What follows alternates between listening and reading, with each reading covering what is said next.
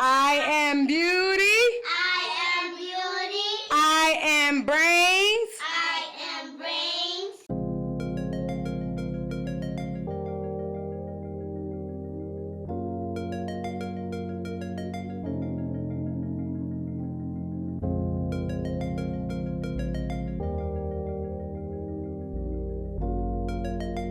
In the early hours of August 6, 2022, a passerby heard unsettling screams coming from a van parked along a quiet street in West Philadelphia. Sensing something was wrong, they quickly called 911. When police arrived, the scene inside the vehicle was both violent and tragic, a sight they would never forget. 32-year-old Ashley Lockhart, a devoted mother of 6, was found dead. She was lifeless in the passenger seat, succumbing to the pain and blood loss from the multiple stab wounds she suffered and the knife embedded in her head. The van's interior was viciously stained by the splattered blood, a sign of a brutal attack. As the police dug for answers, they would find a shocking discovery. The man responsible for ending Ashley's life was her own father of her children. This is the life and death of Ashley Lockhart.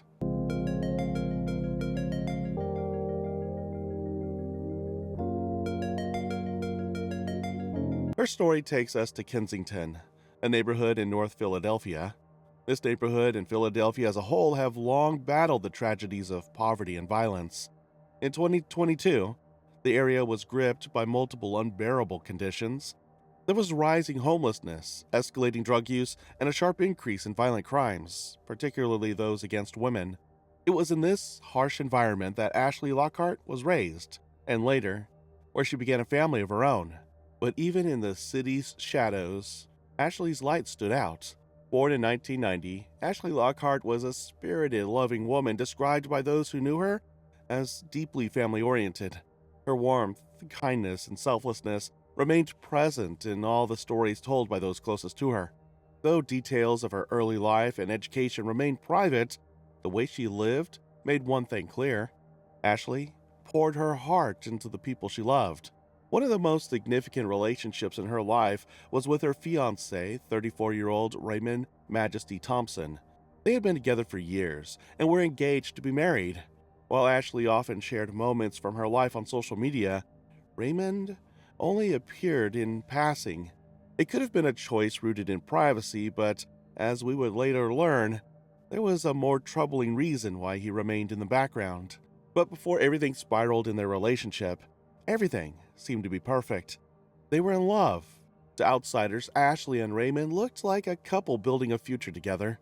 Two people who had weathered life's storms and were still standing side by side. Over time, their love grew into something bigger, a family. Together they had 6 beautiful daughters, and Ashley was the proud mother of their girls. She affectionately called them her 6 charms.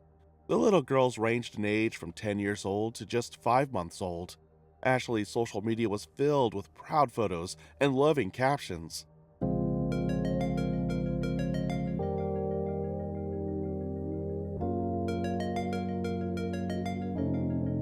She didn't just raise her children, she empowered them.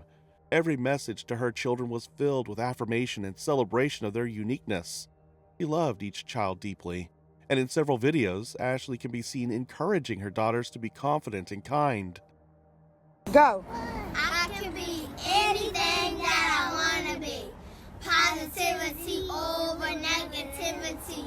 It's the keys that unlock the doors to success. So I pledge allegiance that I do my very best. No matter whatever the test, my mind's made up just to go an extra mile. I am beauty. I am beauty. I am brains. I am brains. I am intelligent. I am intelligent. I am smart. I am smart. I am health. I am health. I am wealth. I am wealth. I am treasure. I am treasure. I am heart. I am heart. In return, the girls flourished under her care and were loved by all who met them. They were a beautiful and adorable family. But behind the facade of a perfect family on social media, A dark truth was hidden. Raymond Thompson, the man Ashley had planned to marry, the father of her 6 daughters, was not the devoted partner he appeared to be online. While his social media was filled with praise for Ashley and condemnation of violence and crime, his posts leading up to these events, he was calling out the men who were in Philadelphia for committing crimes. He said here, "Stop the killings, young men in Philadelphia. Your moms are very worried. Go home, y'all." And he was also showing his appreciation for Ashley, such as her beauty, saying that she's the most prettiest girl, and also posting about her birthday back on the 6th. All of these things were clearly performative. the reality was far more disturbing. The image he presented to the world was a mask to one that hid a long and troubling history. Raymond's rap sheet stretched back years and revealed that he was no stranger to the justice system. At 34, his record included drug offenses, violent outbursts, and multiple run-ins with the law. The pattern was clear. Raymond had a volatile temper and a tendency to act on impulse, and it will not be long until that instability reached a horrifying peak. Raymond had several run-ins with the law, but one of the most shocking came in 2018. While trying to get away from the police, he jumped onto train tracks, putting himself and others in danger. He was caught and later sentenced to 6 to 23 months in jail after pleading guilty to resisting arrest and risking a disaster. Now, this man was in charge of raising 6 children and supporting his fiancée, who had just given birth to his 6th child. This history makes it no surprise that Raymond's erratic behavior would continue even in his home and push Ashley to act out of character. Ashley was known for spreading positivity and love, but amidst all the lighthearted posts about life or the loving messages to her daughters, Ashley would sometimes post things that hinted at trouble in her home. He would warn in posts, advising people not to hurt their children in an attempt to hurt the person they had them with, which seemed like an indirect plea to Raymond. Some of her posts, it seemed like she was doing all she could to tolerate Raymond for her children, even made posts that subtly hinted at Raymond's cheating, a tragic irony given that, in the end, he would use this very accusation as his justification for the violence he would inflict upon her. Friends would later confirm that Ashley and Raymond's relationship was not only unstable, it was also toxic. Ashley fell victim to domestic violence and abuse and suffered consistently at the hands of Raymond. Those close to her described it as turbulent and strained, yet Ashley resiliently put up a strong face, kept it all to herself, and stayed in the relationship. However, her social media would tell a different story. In there, she hinted at her desire to finally leave their relationship, and it wasn't long until she made an action that would trigger something sinister inside Raymond. In the months leading up to her death, fed up with the abuse and torture of Raymond, Ashley took out a protection from abuse, otherwise known as a PFA. This is a court-issued legal document designed to protect someone from being abused, harassed, or threatened by another person, who is typically a current or former intimate partner or family member. In Ashley's case, her abuser was Raymond. But their next actions proved that this PFA was just a piece of paper. Despite the PFA, which serves to legally prohibit an abuser from contacting or coming near the victim, Raymond and Ashley continued to live in the same house. This directly defeated the very purpose of a PFA and led to the belief that she simply took the PFA out against him to show that she was serious about defending herself. While Ashley might have done that as a warning to him, Raymond took it as an indication that things he had long feared were now catching up to him. A reality he did not want to face. Raymond feared that Ashley's tolerance of him was running out. Ashley was a well-put-together woman who went for things she wanted, sustained herself, and took care of her daughters in the most amazing way.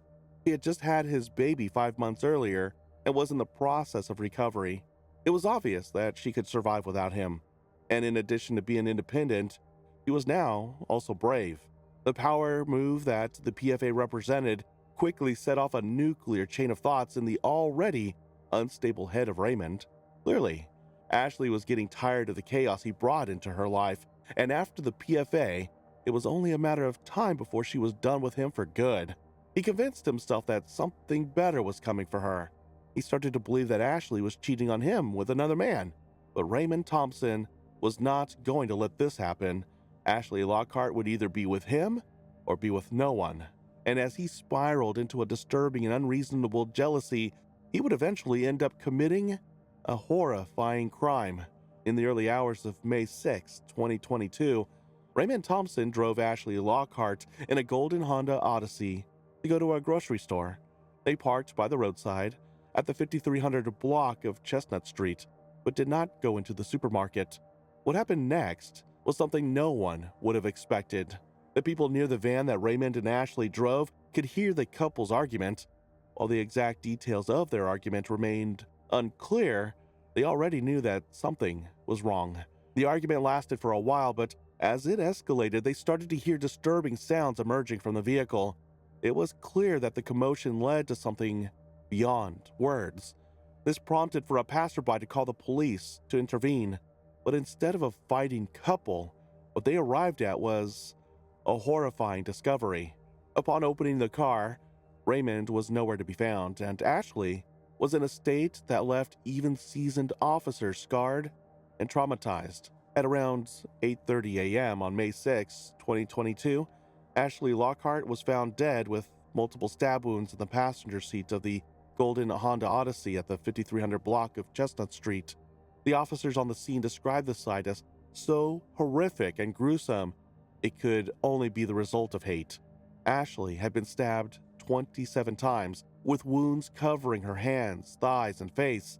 Her neck was slashed, and blood splattered across the vehicle's interior, painting a haunting picture of the vicious attack. And in a final chilling act of brutality, her killer drove the knife straight into her head, leaving it there as he fled the scene. The gruesome nature of the crime left everyone with burning questions. Who could be so cold-blooded? Would they strike again? News of the brutal murder swept the community and swept everyone into fear.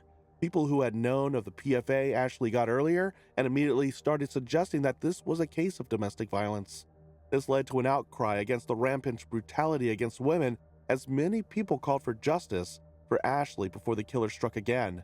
With every second that passed, the urgency to catch the killer mounted. As the police searched for clues, they stumbled upon a single, crucial piece of evidence that would shatter the case wide open. Police finally got their hands on surveillance footage that captured their first suspect emerging from the vehicle. Footage shows the moment Raymond gets down from the car. He goes into the store and buys a drink.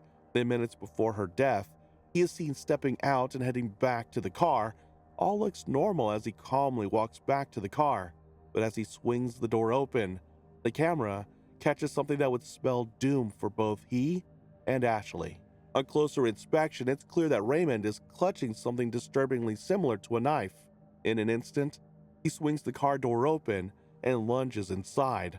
What follows confirms the worst. The frenzied attack begins. Raymond, consumed by blinding rage, makes wild and relentless movements that indicate the repeated stabbing of Ashley Lockhart. The door remained open, allowing surveillance cameras to capture the violent, erratic motions that marked the brutal attack.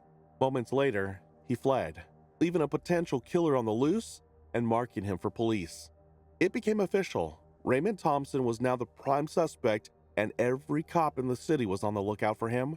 The cops had no idea where he had gone and immediately began to trace his movements. Just when the search seemed to be stalling, a startling development brought the manhunt to an unexpected end. Over an hour after the brutal killing, Raymond Thompson called the police and, without hesitation, turned himself in for the murder of Ashley Lockhart. The surrender stunned officers and left the community reeling. He was promptly arrested on charges of murder and possessing instruments of crime. But now that he was in custody, a new set of questions loomed. Why did he do it? Where had he been? And why, after such a violent act, did he come forward so willingly? Under intense questioning, Raymond offered a simple motive: jealousy. He claimed he had been consumed by suspicions of Ashley's infidelity, an obsession that had erupted into an argument over that morning in the car. As they argued, Raymond accused her of cheating, and despite Ashley's desperate denials, he refused to believe her. His rage spiraled out of control, leading to a frenzied attack that left the mother of his 6 children dead in the passenger seat. But his confession did not end there. Raymond revealed to detectives that after fleeing the crime scene, he had taken the Market Frankford line to Kensington to use heroin. It was only after numbing himself with drugs that he began to feel the weight of his actions. This slight shred of conscience ultimately drove him to turn himself in, but his remorse did little to soothe the community's pain. Not long after, the trial for Ashley's death started, but the battle for justice would not come fast. It wasn't until 2 years later that a verdict was put down. On June 27, 2024, 2 years after the murder, Raymond Thompson was sentenced to 22.5 years to 45 years in prison, with the judge making it clear she wanted him to serve the full 45 years. Justice, in the eyes of many, had been served, but it will never make up for the life that was taken. A vigil was held to honor Ashley Lockhart. Family and friends gathered at 54th and Chestnut, the scene of the brutal stabbing that left 34-year-old Ashley Lockhart dead. At the intersection where the mother was killed, a teddy bear and candles remain in a small memorial. Green and white balloons, her favorite colors, floated into the night sky as family, friends, and neighbors gathered to mourn the life that had been so violently taken. But the gravity of the case fell harder on Ashley's 6 children. With their mother gone and their father behind bars, they faced an uncertain future. In an effort to support the children, Ashley's family set up a GoFundMe that raised over $80,000. It was a small comfort amid a devastating loss. Ashley's tragic story is the grim reality of the devastating consequences of domestic violence. It reminds us of the importance of taking protective measures seriously. For those caught in similar cycles of abuse, Ashley's life and death stand as both a warning and a call to action. Speak up, seek help, and protect yourself. Let us know what you think about this case in the comments below.